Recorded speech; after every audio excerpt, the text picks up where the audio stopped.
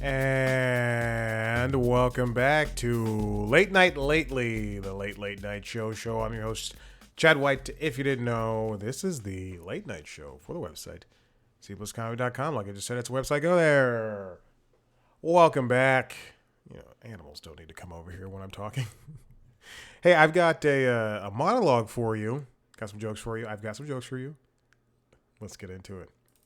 House Dems receive... Wait a minute. Okay, here we go. House Dems release emails. Convicted sex offender Jeffrey Epstein wrote to journalist Michael Wolff that Donald J. Trump spent hours at his house with one of Mr. Epstein's victims. Among the notes, Epstein wrote, of course he knew about the girls as he asked his lane to stop. He also wrote, if there's grass on the field, don't play ball. Not to be outdone, the GOP-led House Oversight Committee released an additional 20,000 pages of documents. The scariest part is Jeffrey Epstein's email was revealed to be jeevacation@gmail.com, which sounds like the worst travel agent company. They'll take you to the Virgin Islands. Good.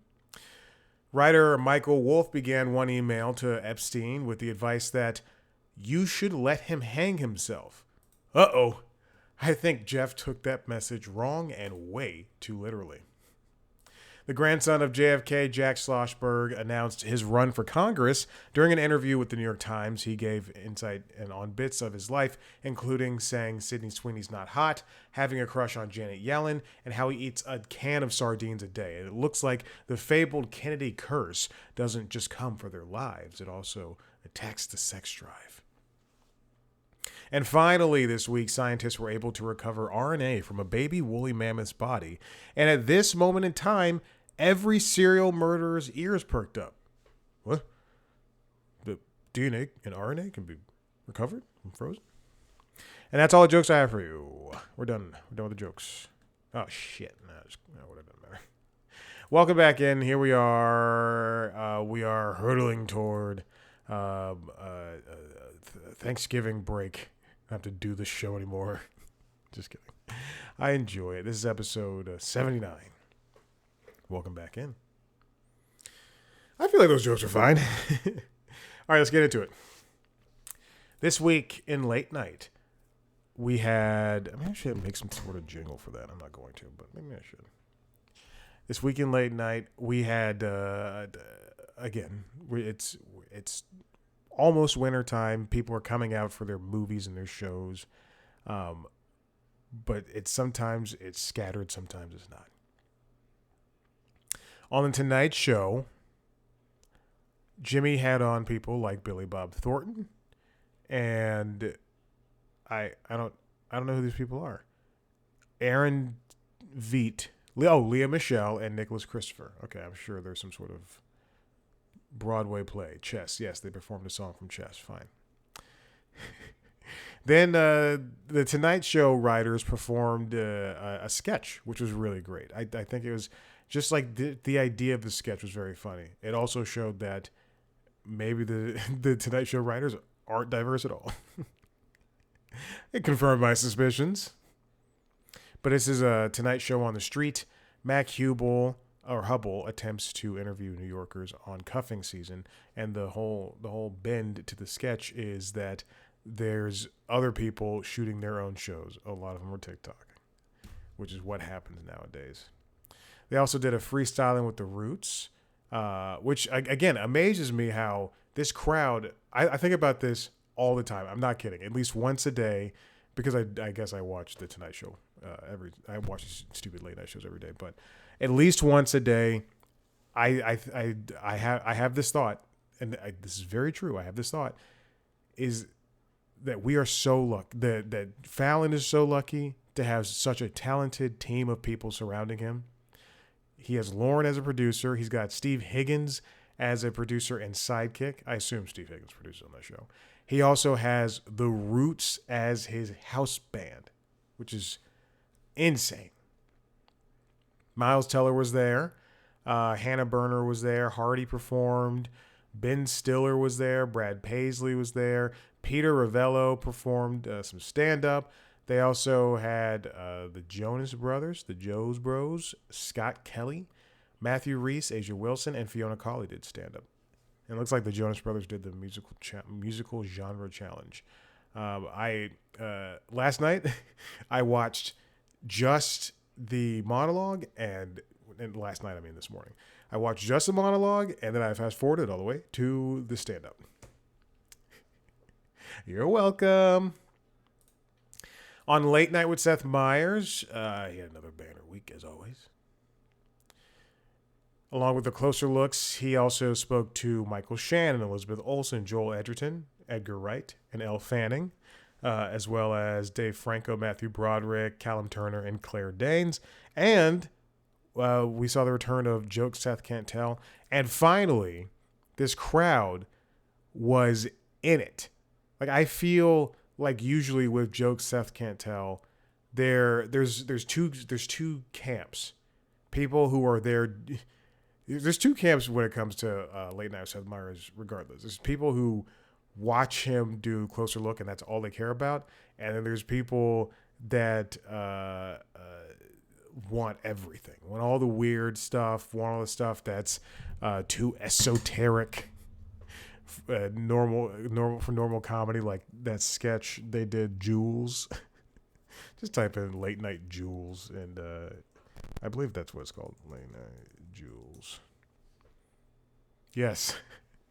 Seth manifests a better world. Oh my gosh. It was such a good sketch. It does not have enough views. Just so funny.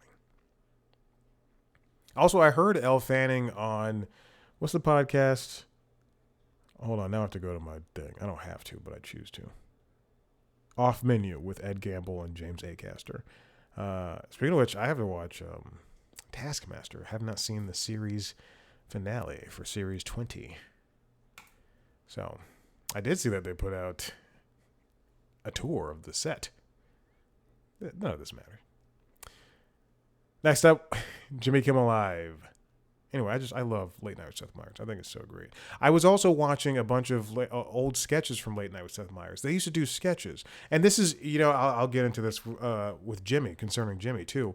Fallon sometimes does sketches, and now they are, or allows his writers to do sketches, because I believe Mike Hanford had a couple of sketches on the Tonight Show. And I don't know if Mike still works there, but it's a little iffy on whether or not they do those. But now they're like I feel as though they are hiring people with followers, just like fucking SNL.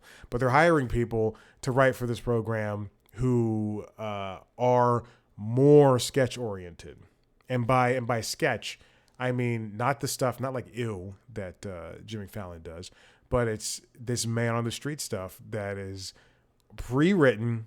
And there's always a turn, and it's fun. I enjoyed it. I want them to do more, but when in watching Seth Meyers, Late Night with Seth Meyers sketches from 10 years ago now, 8, 9, 10 years ago, 7 years ago even,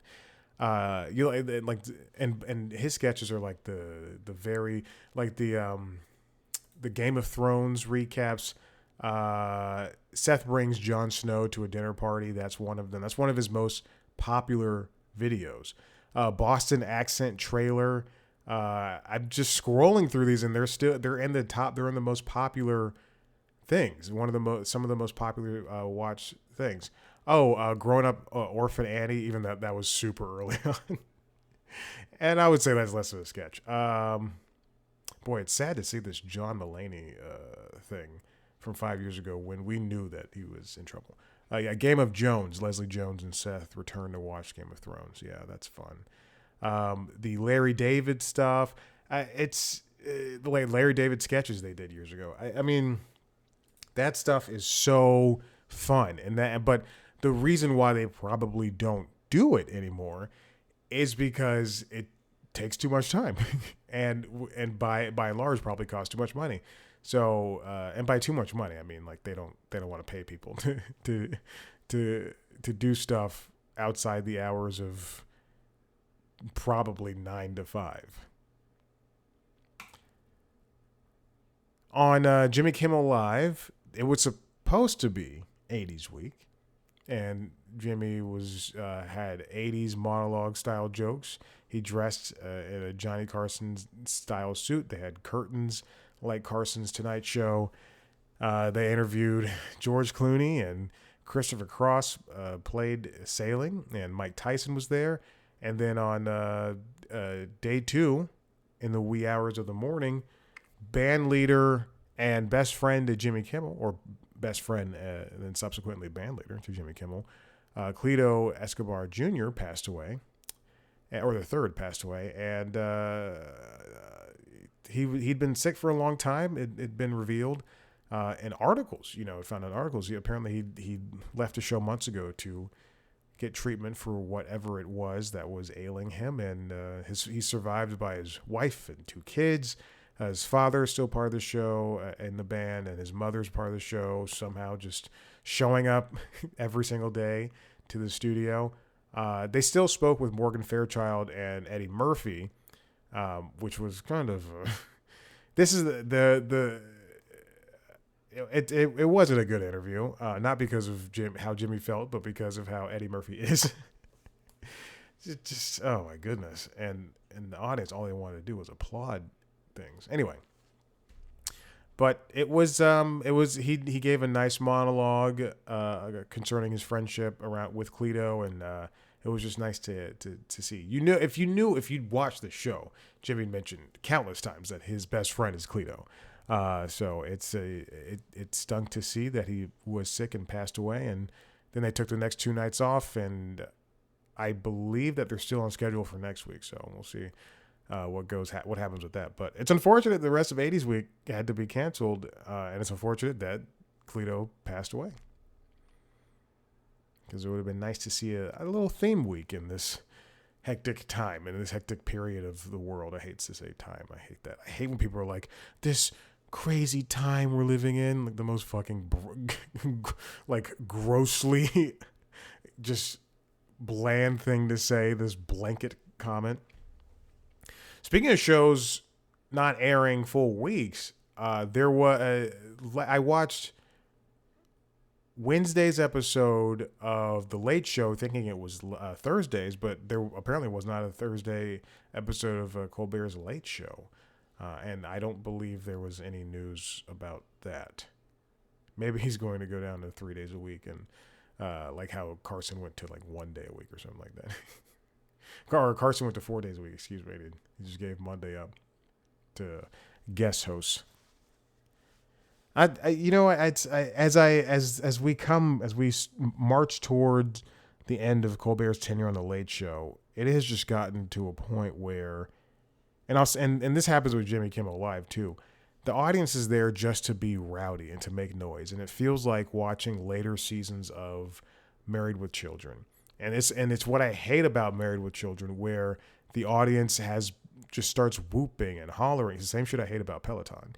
And it's like, hey, you're there to work out. I understand you're excited. I understand you've created this parasocial relationship, but and the instructors feed into it too, so it really pisses me off. But hey, you're there to work out. Just do that. Anyway, so that's all that to say is on Kimmel, the audience has started cheering Jimmy, which is so frustrating. And for especially in the past like few years, the Late Show for Colbert has just been everything he says they cheer and applaud after, and I'm sure half of it comes from the applaud signs, but we can't train people to clap after something that's funny. They have to laugh after something that's funny, because then you become the what you make fun of every day. That style of comedian, which is the Bill Maher's of the world, those right-wing comedians who they'll say something like, you shouldn't be saying they them, and then people start clapping in the audience. It's clapter is what it's an evil, and it's not a necessary evil. It's an evil, period. So for his short week, Colbert had Ken Burns. He also did A Sound of Science, which is fun. Demi Moore was there. Jim Clyburn popped up for an interview. Claire Danes. Pete Townsend got a nice long interview, and I put in one video, which is something I love. And they also did a cybergasm, and Jonathan Carl was there too. I think this, and people are going to disagree. Oh, and no, water from your eyes performed. It looks like. I think people are going to disagree. This his Colbert's writers are so old. They're and it just seems like they're out of touch.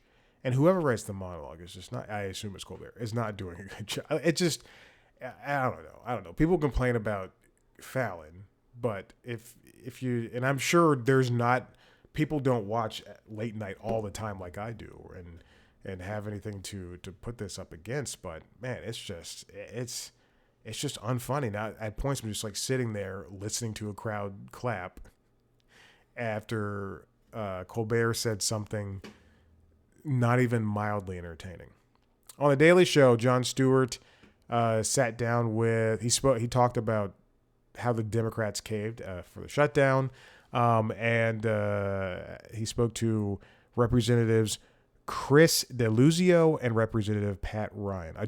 So here's the thing. I took a nap earlier this afternoon, and I woke up and my contacts were gunky, so I took them off, put on my glasses, and as soon as I did that, I went, I have to record this show. And I don't want to wear my glasses because they are old as heck. Like, they are so old, but I can't afford to fix them. So, or to get new ones, rather. I can't afford to get new ones. So I decided to put the contacts back on. And contacts cost so much money that I put these in the case, and these are one-a-days. And I won't tell you how long I've been wearing them for, because they're my last pair. And then my good friend Josh Johnson hosted the rest of the week. He spoke to Rob Riggle and Jay Jordan and Miguel. I saw a video of Jay Jordan on Instagram just out of nowhere, talking about how he doesn't think it's funny, how I'm putting it in quotes, comedians make fun of people and are cruel for no reason. And I could not have agreed with him more. I loved it. I loved this clip. I forgot what he was on a podcast, or an interview show, and he was talking about it. But he's like, I don't like how Drewski makes fun of people who are differently abled and this and that. I was like, yeah, yes. There's a cruelty aspect to comedy now that is just straight up mean, and it's not like, yeah. I will veer from Jay, where I think that everybody is able to be made fun of, but are you becoming cruel? Are you just doing it just to be mean? Like that's how I feel in the situation. But yeah, it's that's something to think about. People, you don't need to like make fun of somebody just because they don't have a leg or something, or because they are mentally different from us. Like, what is normal anyway? And then Nick Offerman also did an opinion piece, which was great. On Last Week Tonight, John Oliver spoke about felony murder. And that is it. I linked a great piece from Ethan Shanfield from Variety. And he wrote about Cleto Escobedo III. Again, it's a sad situation. It's you should feel for his family, feel for Jimmy, they've been friends for 40 some odd years, 50 years, since he was 9. Wow, it's crazy. Yeah. And then the main story for tonight is Have I Got News for You? Have I Got News for You ended its season last week. It's, I guess, fall season. Yeah, because they don't do winter. They ended the fall season ended last week, and I pressed a button that made things disappear. Okay, and it was it's a show I enjoy. It's a show I think is very funny. It stars Roy Wood Jr. as I don't want to say leader, but it stars Roy Wood Jr. And then he's like the main host, I guess. And then Amber Ruffin is there. with a guest, and Michael Ian Black is there with a guest. And this week's the last week's guest happened to be Jenny Hagel, who's Amber Ruffin's writing partner on, or just like best friend on Late Night with Seth Meyers, and Bomani Jones. It's the show. If you don't know, the show is a panel style show where Roy, Amber, Michael, and then two guests, usually someone in not pop culture. I don't want to put it that way, but someone who is in pop culture, and then another person who has worked in the government or as a journalist or something like that. And there's like a different combinations of that. Sometimes it's two funny people, like it is in this last episode. Sometimes it's two people who one used to be working Trump's cabinet, and the other one used to be a journalist or is a journalist. It's a great show. I can't really say much about it because all it is a panel show, and they do jokes about the news of the week. It is built off of a British show, and that show goes on pretty much throughout the year. I think the bit, and with this show, they have also introduced a podcast edition of the show called "Have I Got News for Your Ears?" That's hosted by Michael Ian Black and two of the producers. The thing about Have I Got News for You, the British one, is that what I think it is it runs pretty much every week for season 70, episode 6. So it seems to me like they take breaks every couple of weeks or so. Season 70, episode 1 was a month ago. So I don't know if this is, looks like 3, 4, 5, 6, 69, 9. Okay, so they do it in 10 episode increments. And then they come back every few months. What I like about this show, I'm going to pull up the UK version. So here's the Have I Got News for You UK YouTube channel, which is official, and you can go to the YouTube channel and watch episodes from the week. They used to do extended episodes, as you see here. Roy Wood Jr. did an episode, and it's 30 minutes, and then there's an extended one that's 45. They don't do the extended episodes anymore. Anyway. What's different about the UK version of the show is that there's a different host every episode, and that's pretty fun. Like, so they have Roy Wood Jr., they have Richard Ayoade, they have Martin Clunes. I just scrolled down and see somebody I did not know. I wanted to be different and say somebody else. They have Victoria Corin Mitchell, and that's fun. I really think that is a very fun thing. Oh, it doesn't look like they run constantly. It looks like they do 2 seasons a year too. Have I Got News for You essentially is just like 20 episodes a year, apparently. So 10 in the spring, 10 in the fall. I think the show is very funny, and I think that there can be something in having this show run for more than 10 episodes. At a time. It's very interesting, and it's quite a palate cleanser when it comes to political comedy. Now, the thing about this show is that it runs on CNN, and they clip it for I'm going to go back to the YouTube channel. They Have I Got News for You US YouTube channel, and they, as they should, they clip out like 20 minutes at a time and upload episodes, and it's great. It's just like last week tonight. You're not missing much. You're only missing a few odds and ends there, but I like it. I like how they do this, and the social media aspect is really, really good. The show clips themselves get a lot of views. 250,000, sometimes 500,000, which is fantastic for a show like this. Especially, it airs on CNN on Saturday nights at 8 p.m. So I'm glad to me on the outside, it seems as though that there's not large expectations, because I believe they also air an old, like the previous night's episode of CNN airs the previous night's episode of HBO's Real Time with Bill Maher. So they have these two comedy-based shows. One is actually funny, and one is hosted by Bill Maher. They have these two comedy-based shows that just are able to do, just enough for CNN, a cable news network, and bring in some extra eyes and ears. I think it's a wonderful show. I've checked out clips of the podcast, but I have no interest in doing another podcast. I can't listen to everything, and I don't want to, and I don't want to see everything. I just want to see what I want to see. But it's a fun show, and if you are interested, the UK version is very funny as well.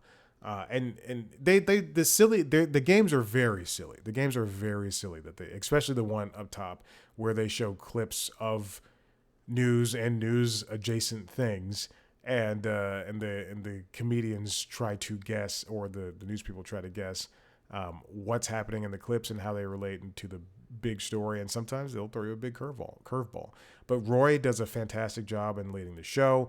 Michael Ian Black loves to push buttons. If you've seen the show The State from MTV, then you should know exactly, or Stella, you should know exactly who he is and how he operates. Amber Ruffin is great and silly and very funny, and it's just nice to see three comedy people most of the time interact with two people who work in the government or work in a different part of media who aren't funny at all and can barely get in words edgewise. I think Kara Swisher was on a couple weeks ago, and it's just so funny to watch someone just sit there who chimes in every so often. And Amber's hair is fantastic. It changes pretty much every episode, and she looks great. I think it's very fun. So check it out. Check out these clips of Have I Got News for You. I do think that. See, that could be a problem, and you can watch the show on HBO Max. You can also watch it on the CNN app, but I don't know who's going to be doing that. I think the problem with U.S. remakes of British shows is that sometimes they change too much and it ruins what the show originally was, like the American Taskmaster. And then other times they change enough that they become their own thing, like the American Office, and they become better than the original. The original had no chance. I even think season 9 is better than the original. I even think The Paper is better than the original. I did like The Paper a lot. But Have I Got News for You? I think they could do 5 more episodes. They could do 5 more episodes right now, and I'd be satisfied.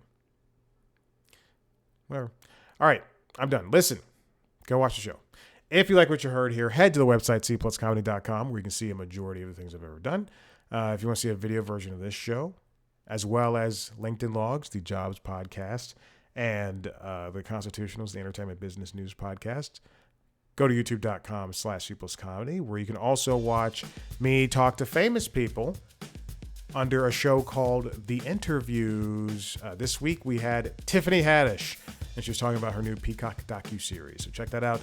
Subscribe to those shows wherever you get your podcasts. Follow us on social media, Blue Sky, TikTok, and Instagram @CPlusComedy. Me @ChadBlackWhite. Thank you so much for listening. We'll see you next time. Bye.